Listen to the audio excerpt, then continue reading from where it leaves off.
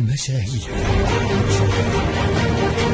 كونوا معنا كل أسبوع يوم الجمعة بين الساعة 9 و10 مع برنامج مع المشاهير.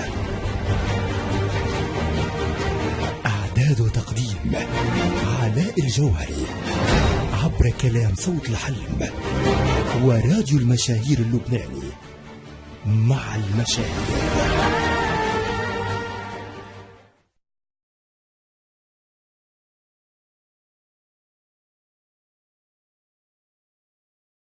بس كلمة عن راديو المشاهير من راديو المشاهير المشاهير. شو بدك تقول؟ خبرنا شوي عن هالتجربة، كونك ممثل نحن بنفتخر فيك وفخر للبنان، خبرنا شوي عن هالقضية الإنسانية عم تدعمها وشو عم تحضر جديد حاليا.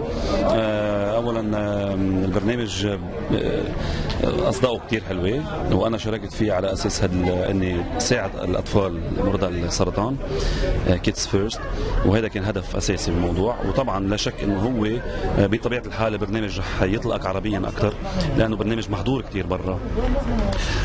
اليوم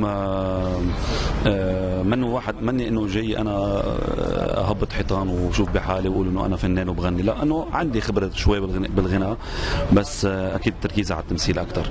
اليوم شغلي تمثيل الحمد لله ماشي الحال، عم بحضر لمسلسل خاتون وعندي مسلسل كان سمرة وعندي فيلمين سينما عم صورون، واليوم هلا ماشي على سوريا. حضرتك تملك الصوت الجميل، هل رح تعتنق والله مثلا غنى بعدين ما فيك رح تغني؟ لأن نعرف هيك في جنريكات ما فيك تعرف اذا شو بيترك. انا بقول بعيش كل يوم بيومه. اذا اجت الفرصه، لا انه اكيد تجي الفرصه طبعا.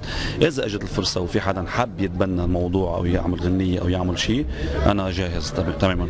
نورتنا على التلفزيون مشاهير لبنان، بدي لك بالتوفيق، انت فخر للبنان. شكرا يا حبيبي، انتم فخر لنا. ميرسي.